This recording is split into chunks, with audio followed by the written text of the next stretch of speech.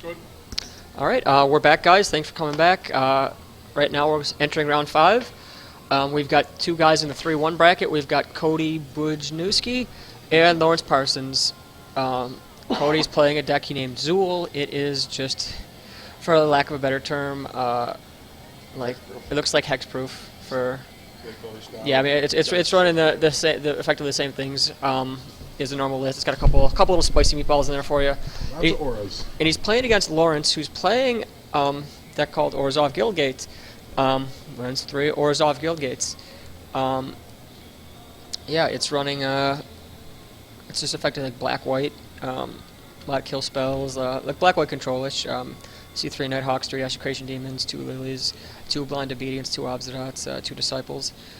If he wins, we'll actually do a quick little deck with him, maybe.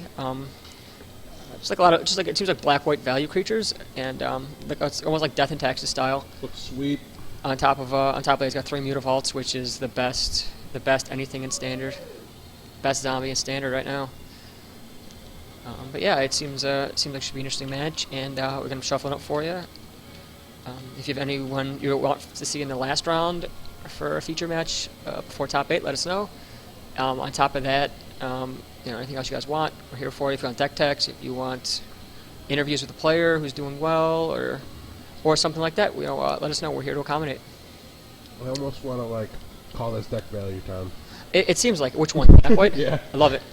Love it. I'll just call it good stuff. The problem with the deck that I find, like I'm critical of everything, but the deck's missing a card. It's supposed to be like one of the best black and white cards ever printed.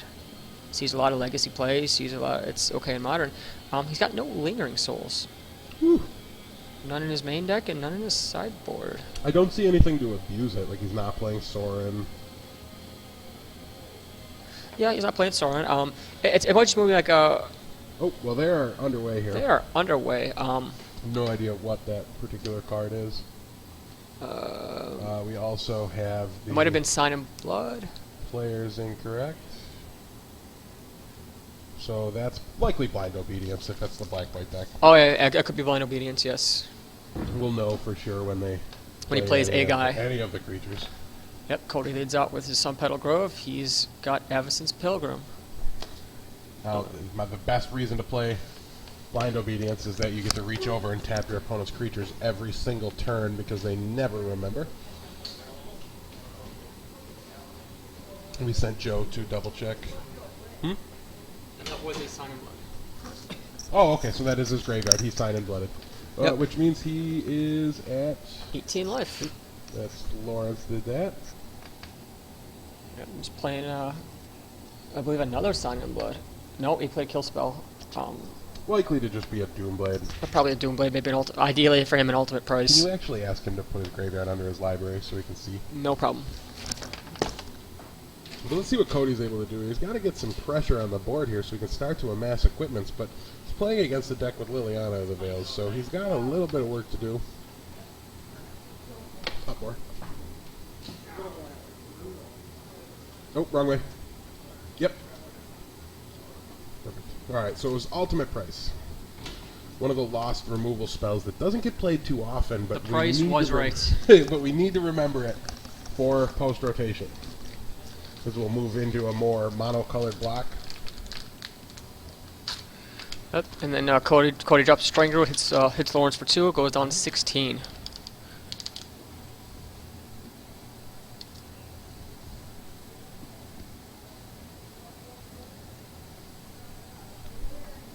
Not sure when this awkward little standoff here where players aren't really sure what he's gonna kill it, if he's gonna... Nope, he's gonna shock. Lawrence gonna go to 14. If he's gonna shock for a minute, I gotta think it's Desecration Demon. Did he just pass? No, I think it just looked like it. He's pointing at something. I mean, in terms of 4-mana spells, he's got Mutilate, which is not so great. He's got Desecration Demon. He's also got Resto, so I'm assuming it's a Restoration Angel going to come in to just do a chump block. Well, not chump block. He's going to do a block to grow the String Group, make it a 3/2 undead. But that plan is not so great if he plays a Rancor. Yeah, a lot of tanking here. This matchup's not all in like the red decks are often. But yep, he's going in for 2. Yeah, I don't think Cody would cast Yep. Rancor even if he had it because of all the removal that Yeah. this Oh, sheer and there's the almost Restoration mono Angel. black deck sure to have.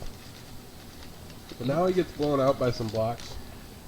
Strangler comes back undead, even more thirsty for blood, or Orzhov coins. I don't know.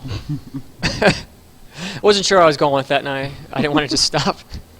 So I want to look at this deck afterwards. Yeah, this black-white deck's something I think I might want to like build with for post-rotation. Yeah, I mean, it does lose a decent amount of cards, but some of those cards can quickly be replaced.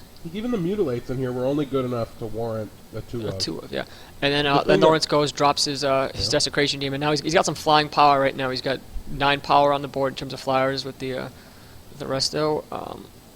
He flashes in a Wolfear Avenger. It's not looking so great for Cody because he's got 2 flyers in the air that he really can't block, and that Desecration Demon is probably going to only get bigger.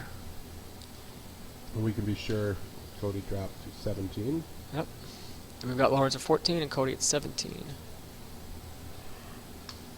Let us know if you noticed that we missed a life total change here. We're flying without a spotter now that we have so many side events running. Yeah, off in the other room. in terms of plays, I believe we have like 40 between 40 and 50 for the TCG player event. We've also got one of the first of the 2 cube drafts had fired off, and there we go. We've got a Spectral Flight. That Wolfear Avenger is pretty powerful. It's a 5/5 regenerating flyer, so it's going to shut down either the Restoration Angel or it's going to negate that Desecration Demon's power. Is that an unflinching courage? But he can't regenerate. Yes, So I that don't. strikes me as I don't like that play at all. Yeah, I mean, in terms of removal, I mean, he's got, in terms of tiger removal, he used the ultimate price. He only has 2 Oblivion Rings, 2 Tragic Slips, which aren't so great right now, and 1 Doomblade and 2 Victim of Nights. Yeah, tapping out is always very scary because if he survives, he untaps with that Wolfear Avenger, that is very powerful. That's a 2, 3, 4, 5. Is that a 7-point swing? Did he attack? 14-point life swing because of the lifelink. Yeah, it's a 7-point attack and the lifelink, putting Lawrence down to 7. So this is check time here for Lawrence. He's looking so good until that Avenger came in. I bet he'd kill for Liliana right now. Liliana the Veil would do so much work. It would be a 3-for-1, and it would really just clear the way for all these flyers. Yep. So he swings in there. So he's got to have a removal spell, I believe, because you swing with both of those flyers. I don't think you can afford to Oblivion do Ring? that There's the Liliana. Yep. Okay. I don't know. So it wouldn't have mattered regenerate or not.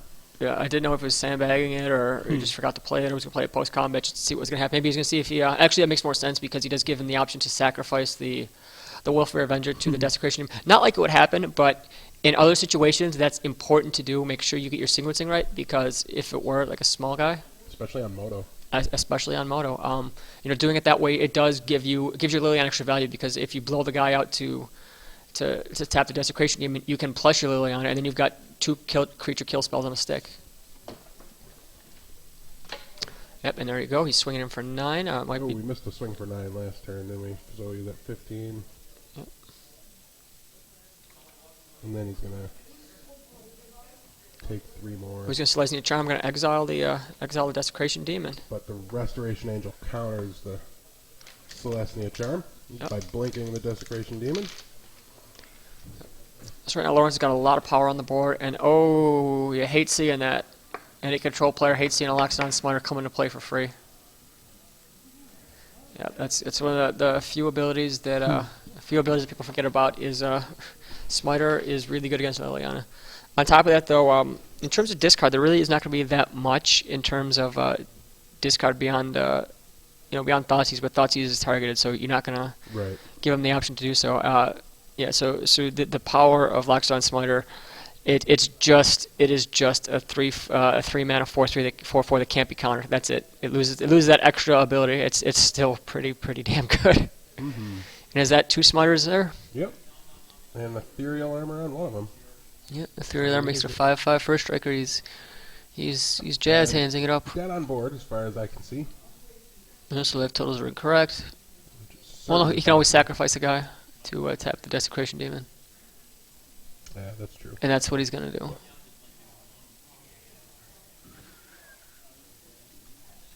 Yep, and I have to imagine he's going to swing in there for 6, and he's going to Liliana sack a guy to kill the remaining Smiter. Oh, he's going to just O-ring it. Barring any... I can't really think of any top deck that gets him out of this. Voice Resurgence. Voice Resurgence, I mean, if Cody is at 6, like the thing says, he will die to the 2 restos. And he does. Yep. Okay. So that's one of the good guys. that's the power. That's the power of the deck that just plays good stuff. Yeah, nothing wrong with anything Cody did there. I didn't agree with exposing myself to the targeted kill spell. Yep. And the 3-for-1 by tapping out of the reanimator, but Cody's decision proved to be the correct one in the situation. He did not pay for it. Yep. He would have had to have sacrificed the creature, whether he just got a 14-point life swing out of it before he lost it or not. So he made the correct call there. So in terms of sideboarding, right now the Orzhov player, he's got Curse of Death's Hold, 2 Rest in Peace, Blind Obedience, 3 Duress, 1 Pithing Needle, 1 Nighthawk, 1 Mutilate, 1 Doomblade, 1 Ultimate Price, 2 Wonderful Connections, and a Sorin. What do you think he changes? Well, I think the Mutilate comes in. Yeah, Mutilate's definitely going to come in. He didn't see any hexproof. No. Okay. And Cody's deck is not so much the hexproof deck. It's 4 Geist of St. Traft and 3 Glade Cover Scouts. Right. In terms of the hexproof. So it's not even... I could see him assuming the deck's like a Selesnya kind of beatdown. Yeah, because he did see... Ethereal Armor. The Flinching Courage.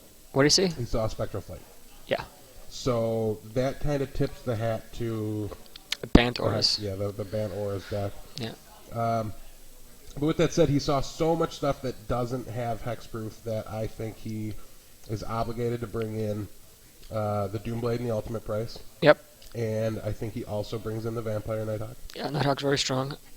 And then the Sorin's kind of a wild card. I think I could see him bring in like a Sorin and Duress. In terms of stuff to take out, I think Blind Obedience is not going to be necessary against this deck. Geralt's Messenger is not going to be so great against this deck. No, but you might keep him. He might. I mean, they are a beater, and I feel that maybe some Duresses to just rip an aura out of the guy's hand might be really strong. On the other side, Corey's got some interesting things here. He's got a 1 of Fog. That 1 of Fog seems to be kind of prevalent here in some deck lists. 3 Negates, 2 Rapid Hybridizations, 2 Scavenging Ooze, 2 Pithing Needles, 3 Fiendslayer Paladins, and 2 Supreme Verdict. I'm pretty sure that Fiendslayer Paladin's going to come in. That guy's pro-black, pro-red, right? I believe it's when a red or black spell can't target it. I'm not sure. I don't.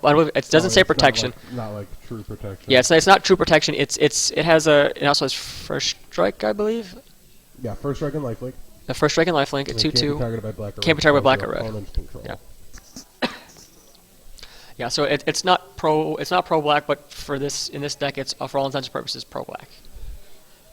All right. Well, not so much. Well, he's got the creatures. I guess protection from black removal. But Nighthawk will protection from black down, removal. Yeah, Nighthawk will shut him down. Desecration Demon will make him look like a fool. That'll be big enough. I wonder if what if he's gonna keep an Obzots. I mean, Obzots 5 mana might be a little bit too slow on this. Maybe I'd almost consider cutting them, but Obzots is so strong. Yeah, I feel like it's just hard to cut. Yeah, what if it's not an aura heavy draw for him and like. Yeah. It's too much work. I feel like I'm always torn because the card's just so strong and so powerful. But like I know it, but at the same time I always feel like I should cut it for some reason. I don't know.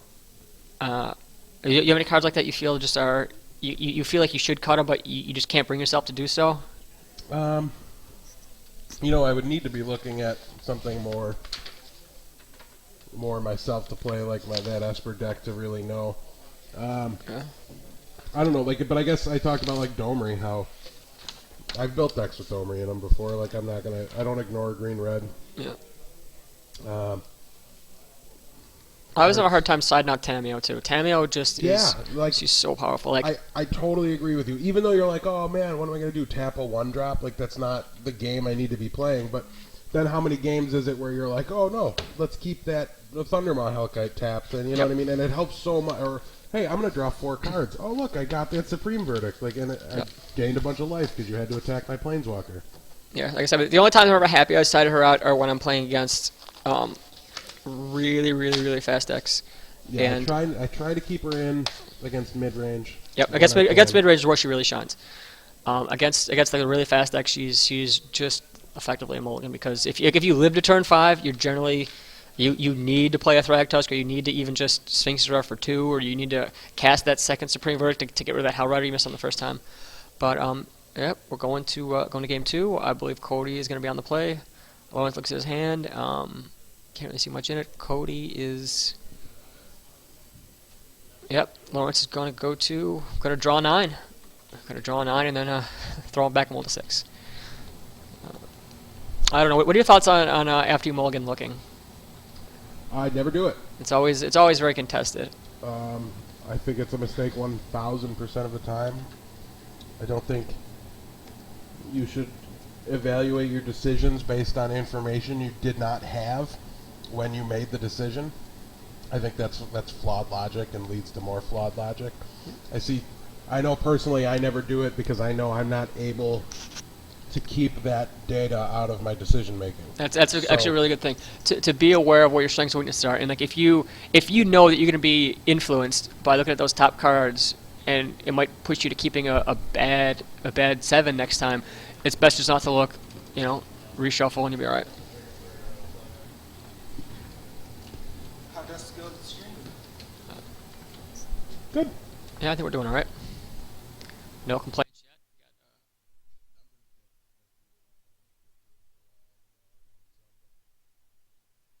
Yeah, that's not a big deal. If you log on to mine Facebook, you can share it in Pittsburgh MTG and all the different groups that I'm in. Well, I mean, however you want to do it. It appears Cody's leading with the turn 1 Glade Cover Scout. Turn 2, he's got some mana here. This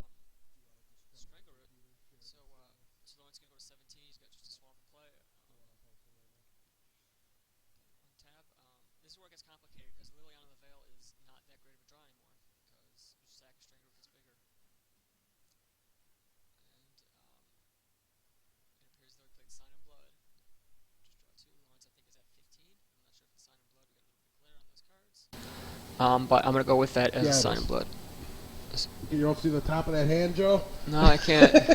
Can't really see it. Yeah, so he's at 15, and there's a Rancor, so we've got him going to 10. Ooh. 9, 8. I believe Lawrence is going to be at 8 right now. Lawrence down to 8. Lawrence is down to 8. He took 3 on the last turn, and now he's going to take. He took 3 and 2 off the Sign in Blood, and now he's going to take 8. And there's another Glade Cover Scout. Cody's going to go to 18 to shock himself to play that Glade Cover. Cody's going to get mutilated. Oh no, not even yet. Can't even yet. Yeah, and I believe if he doesn't have an answer right now, he has to. Liliana. Nighthawk. No, Nighthawk that's is exactly what he really, needed there. Really good answer for him. Nighthawk helps a lot. I mean, the Glade Cover Stout's still going to get through, but it does prevent him from taking too much damage off the other Glade Cover and the Strangler Root, because I think you blocked the Strangle Root, right? yeah, I mean, if you block the Strangler Root, you're in great shape because you can mutilate if that's available next turn. I mean, for Lawrence's sake, he better have the mutilate. I think he Right. he snap blocked the Strangler Root. I mean, Ethereal Arm has first strike. Yep. Go tell them.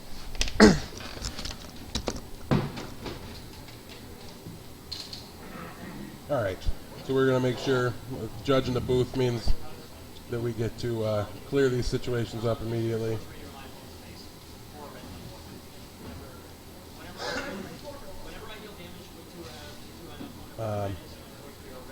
Nighthawk shouldn't be coming back, but it's up to Cody whether or not he wants to allow Lawrence to. Like, there could have been some verbal communication that discussed it. Okay, no, he's still just going to block. So, yeah, I'm sure Joe will come back with life totals for us. If not, I'll send him back out. B-A-N-A-N-A-S, bananas. You got life totals? I think he's at 3. 3? Okay. So down to 3 for Lawrence. The internet's not working on this computer. And there is the Mutilate. Really kind of highlighting the fact that he needed to hit that Strangler Root dice before. And they're going to scoop him up, because the Strangler Root is enough on its own.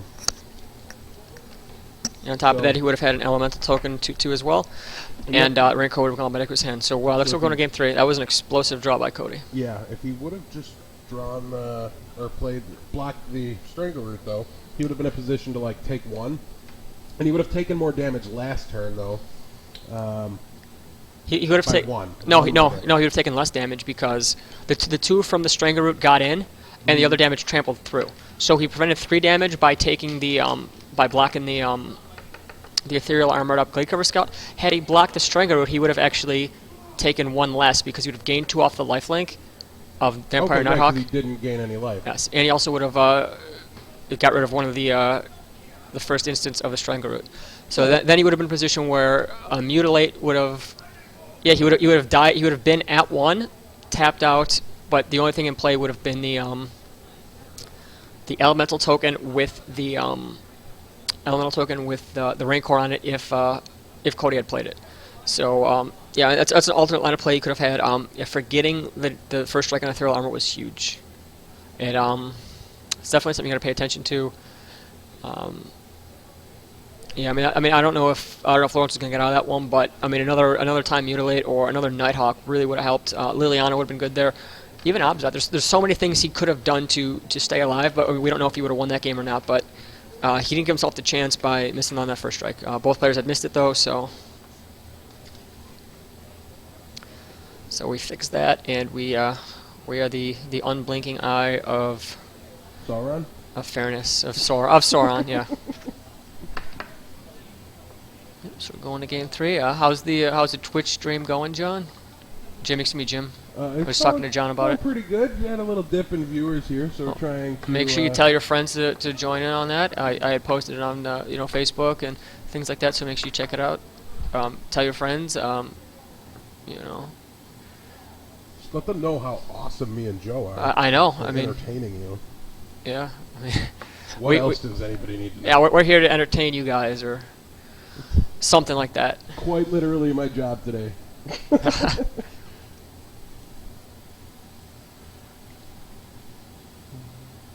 Yeah, if you got other people, the Facebook groups that haven't seen the post, let them know about the GameCorps events, let them know about the Championship Series, and the Cube events and all that awesome stuff. He's probably leading with the Strangleroot Guy's turn 2. Nope, Voice of Resurgence. That card is a real bane for the black decks. It's just because the black decks rely so much on the 1-for-1s, and Life Bane zombie would be nice here. Oh, O-Ring. O-Ring's a way to deal with it.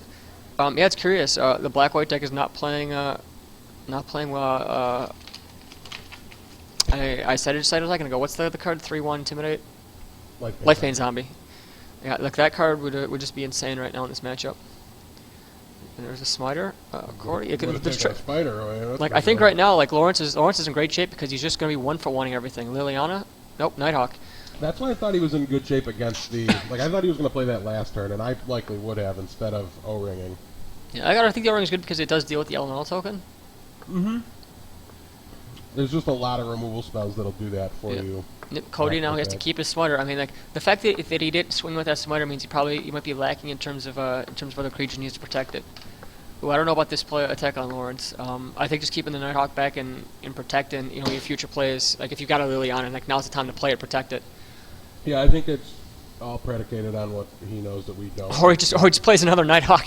That's actually kind of what I was thinking. I was like, maybe he's just second Nighthawk, or maybe he's... ultimate price doesn't get him anywhere. Yeah, that second Nighthawk is really strong. I mean, because now those 2 Nighthawks can, can deal with the damage loss you can take it from Smiter, and that's a Spectral Flight. So that's a 6/6 flying Smiter. Unless he's got an ethereal armor, though, it doesn't really do much against that Nighthawk. I was saying, until it first strikes, Lawrence don't care. Lawrence doesn't even really care. There's a Doomblade for 2-for-1 right there. Uh-oh. Boom! Ooh, that's a powerful negate. Yep, that seems like a really good card to bring in for Cody because so many cards of his, are instant sorceries. All the answers for his deck are change life totals. We've got Lawrence, I believe, is at 26, and Cody is at 14. Not 100% sure, but we're gonna go with that. And is now, oh my God, is that fair or what? Yeah, there's a reason Vampire Nighthawk makes it into most cube lists. I'm pretty sure we just call the name Vampire Spitehawk because that is brutal. First strikes. I would love to see a detention sphere from Cody. I would flip the table if I were Lawrence in that case. But now we've got a 7 and 8 smiter, but it doesn't really matter too much to Lawrence because I actually might just let it through. First strikes and flies. Yep, you let it through. I mean, you didn't have first strike. I just let it through and just swing back for 6 because, I mean, in the attack backs, I mean, Lawrence is only going to be losing 2 and Cody's going to be losing 6, and that's a race that Lawrence can have, especially considering all the removal spells. Great point. Even though he found the card he needed, too much lifelink on Lawrence's side of the board for him to care. The way to break that would be an unflinching courage. I mean, unflinching courage is the way to do it. We'll check it out for you, Jake. I know he's not in the undefeated or the. And there's that point girl's bracket messenger right they kept below. in. So 1, 2, 3, 4, 5, 6. So I believe we have. I've been doing this wrong. You want to just go get a life total? I screwed it up. Yeah, I'll get some life totals, and I'll see if Ed's in still a tournament.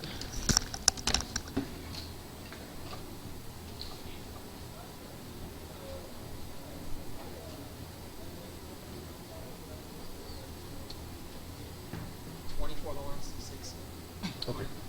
So 24 to 6.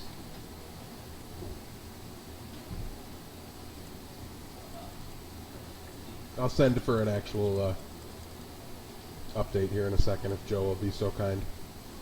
Always happy to provide you guys updates. So what happened, Jake? How come you're not here? As we see, what is that? Rancor get added to the field. Like now he needs lifelink himself, or I feel like, or because he can't attack, he's forced to leave him back.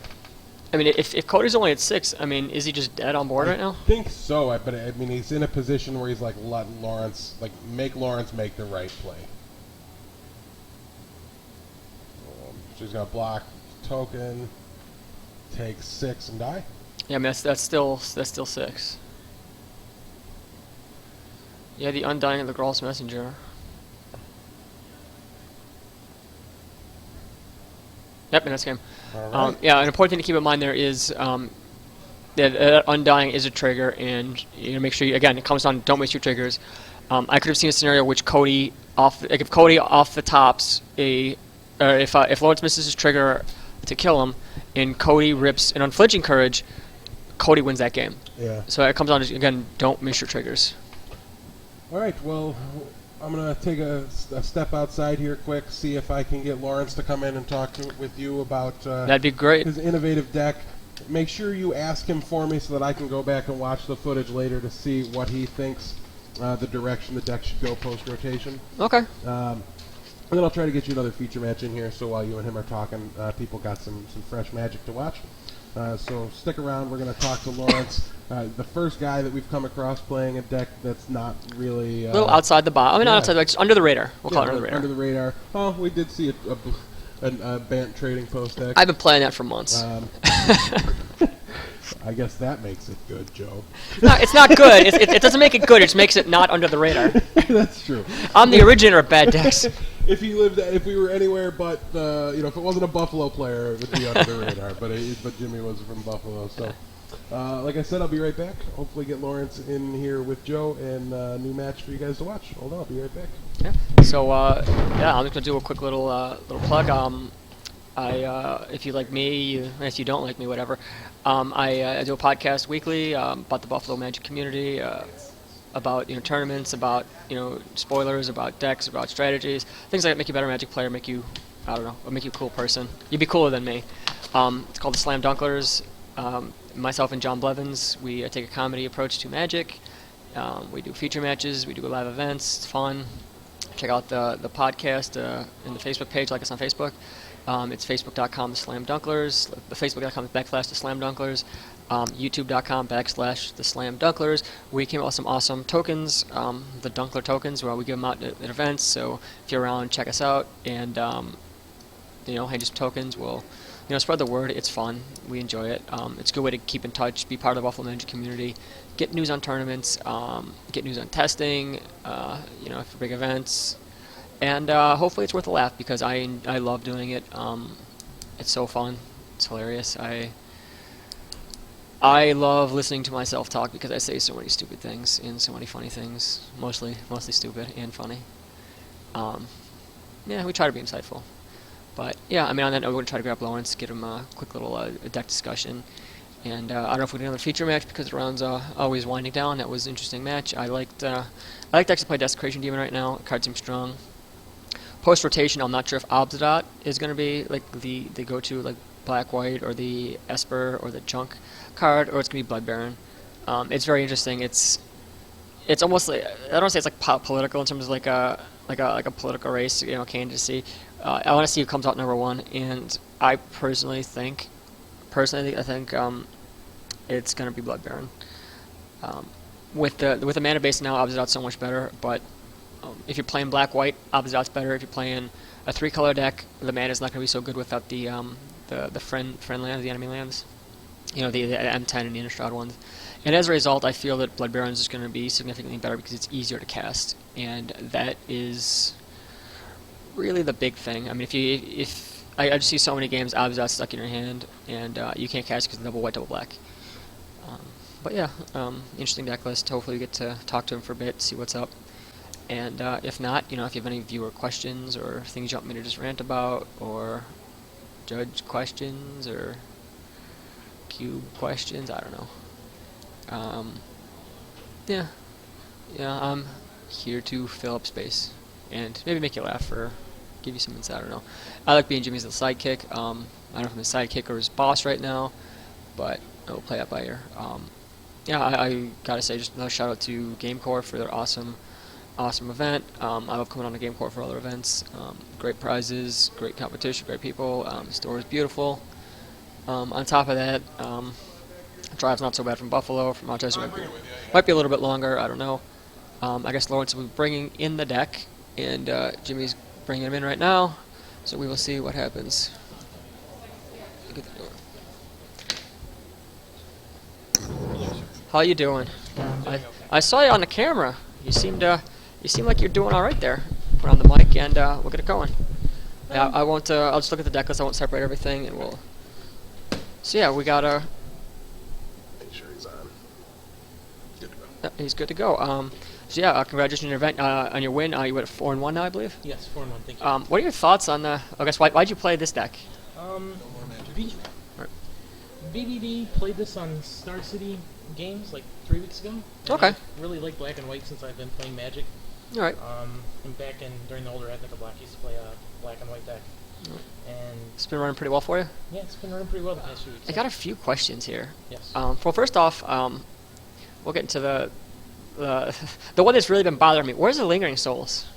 Lingering Souls. Is it just not doing enough for you? They have no synergy with Disciple, Bolas, or Restoration Okay. Angel. Okay. So you're building the deck kind of around Disciple and Resto. Well, mainly Restoration Angel. That's the main key piece. It bounces your disciples, lets you draw extra cards. Resets your Dross Messenger. Yeah, it's good. It's good to grab your saves your- Desecration Demon, your Nighthawks. Saves your guys blocking tricks with That's fair. a sack for the Desecration Demon. They think they can get in. You Resto. Kill. It's a blowout. Okay. Yeah, because it's one of those things like I think myself especially, and most people are just under the mindset if you're playing black-white, you almost always have to play Souls, and it makes sense to not do so. It was a really good explanation. What about mana? I mean, it seems like the mana's all right, but like you run into problems where you have a hard time casting the double black on the Liliana or the triple black on the Messenger, or the opposite. So is the mana base just? It seems like it's that good. The mana base is that good. Every land except the Mutavaults produces black. Well, that's actually a good point. Yeah, all the lands produce black. And all the white spells cost 1 white. Okay, except Obsidian. Obsidian, yes, Yeah. but Well, he's your home run hitter right there. yeah, he's basically closes most of the games. Well, the Blind Obedience, you felt like there's gonna be a lot of aggro stuff here, a lot of Thunder Maws, a lot of Hell Riders. Yes, Has that been true? I mean, I know. I have not played one aggro deck today. Are you serious? We've had like aggro deck. We've had red green aggro like most matches. I have not played. I played mid range and control all day. Okay. Blind Obedience though shuts down red green. Yeah, that's a good point. On top of that, it's also. I mean, did you find yourself extorting on much or no? No. Okay. It gets sided out a lot. Oh yeah, it feels like it's a good generic safe safety net against the red green you expect, and it's an easy card to come out against the other matches. Yeah, so the deck list seems pretty good in the main board. Sideboard, you got the 1 Curse of Death's Hold, 2 Rest in Peace, another Blind Obedience, 3 Duress, a Pithing Needle, a Nighthawk, a Mutilated Doomblade, an Ultimate Price, 2 Underworld Connections, and 1 Sorin. I see that you had scratched out 3 Victim of Night. Yeah, I had another Victim of Night, and Okay. I thought Soren was just better against aggro. Okay. What sideboard card do you find yourself bringing in more often? Vampire Nighthawk. I saw the last game. Yeah, Vampire Nighthawk won me that match. Yeah, Good. that card is it's very very very powerful. Vampire Nighthawk almost comes in every match. Doomblade and Ultimate Price sometimes interchange. Like, Yeah, I mean I can see you tweak it based on the the deck you're playing. Doomblade will come out for Ultimate Price, or Yeah. vice versa. If they're playing a lot of green white, or it deals with Drag Tusk. Yeah. Deals with everything but your black guys. Mutilate's very strong. Like how's Mutilate been? Have you been really like 2 for 1, 3 for 1, or is it just kind of like a 1 First for 1? time I used it today was last match. Okay, yeah. So I mean, And are you just not still drawing lost it, again. or are you just I'm not. you just not really want to cast hitting it? Yeah. Okay. I'm siding it out a lot too. I like it. No aggro matchups. Really? I am shocked. I mean, I have to imagine now. I mean, you probably be seeing maybe if you, I gotta imagine you some aggro because we're seeing a lot of aggro, a lot of red green especially. So I mean, it seems like you built your deck to beat the red green aggro. I haven't played it, but you're still doing really well in top 8 contention. So I mean, it seems like you're geared up if there's a lot of red green in the top 8. Yeah. I don't. It doesn't auto lose to anything. Yeah, that's also really important. Just have good matchups in general. Yeah, I saw you got smited on the Liliana. Yeah. Did you forget about it, or just hope we didn't have another one? I was just hoping. Yeah. Because I last time I played Lily, I played at Plus, and I was like, oh crap, Smiter, and then he actually had the Smiter. Yeah. So I mean, it seems like if he's got one in play, I mean, you can hedge your bet, and hopefully he doesn't have it, and just try to get out that advantage. It's the first time I've ever seen it go off. Okay. Yeah, I mean, it seemed really strong. So, what are your thoughts about the deck after rotation? Is it just gone? It's gone. It's. Well, I mean, yeah, you lose Nighthawk, you lose Lilianas, you lose Disciples, you lose Restos, you lose Messengers. What are your plans after rotation? You be playing? You be trying to play Black White again, or? Waiting really until the rest of Theros has been spoiled, but Okay. leaning Any heavily towards pet blue cards white. that you really like? Obzidot's my favorite card in the format. Okay. Well, I was gonna answer my next question of why'd you chose Obzidot over Blood Baron. He does more work. Yeah. He comes in, comes out. He doesn't die to sorceries. Yeah, I think know. the one weakness to Obzidot is the mana cost, which, I mean, it seems like in a deck like this, if you're playing 2 colors, you're really not going to be seeing that problem. No. So yeah. Yeah. So what deck would you hope to play in the next round? Red green aggro. Red green aggro. Yeah, you're 4-1, so and you're definitely in the. I mean, you clearly made the top 32. I'm not sure the price structure goes, but yeah, I'm pretty sure you're in good shape for top 8. So anything else before? And how about something you do differently? If you could redo this 16, 15. I would take out the Curse of Death Hold and put a Blood Baron in the sideboard. Okay. Yeah, I mean, Curse of Death Hold, it seems like it's always a good card, but I mean, there's not so many token cards going around. It's for Junk Aristocrats, and I have not seen it yet, and I hope I do not see it. Yeah, it's just a bad matchup, or It's bad, man. it's rough. I don't like Junk Aristocrats because I mean, it's one of those cards. It's just the deck is just like Aristocrat is so hard to kill. I mean, you've got Tragic Slip, so it's not the worst. You got Oblivion Rings, so it's not too awful. But But they get 2 Blood Artists out. I mutilate, and I'm taking. you're taking way too much. Yeah. So yeah, it seems solid. Also appreciate the fact that you had your deck list typed out. It's a good way to make sure that you have your 60-15. You don't get any game loss errors, things like that. It's filled out. It's nice and easy. It's great to read. So major love for that. And anything else you got to say before we're gonna kick it to commercial? Nope, that's it. Thank you very much. All right. Yep. Thanks for coming out for this, and hopefully we'll see you next round. Well, hopefully see you in the top 8. We'll be seeing you next round because we're not putting. Well, I would love to put you under camera again, but yeah, we'll hopefully see you in the top 8. And good luck. Sounds good. Thank you very much. Back to see what he can do to fix this so that when he posts this, just have the accurate information on the title screen. I don't know. Okay. You have to ask him what you have to do now to refresh something before he posts it, or I don't even know. Have him come back in. All right. Yeah, guys. Thanks for that little podcast. Major shout outs to Lawrence for this. I love the deck. Thanks for coming and doing a little deck tech with us. Yeah, the round's wrapping up, so we're not going to be doing another feature match. But yeah, we'll probably kick it back to a replay, maybe the last event.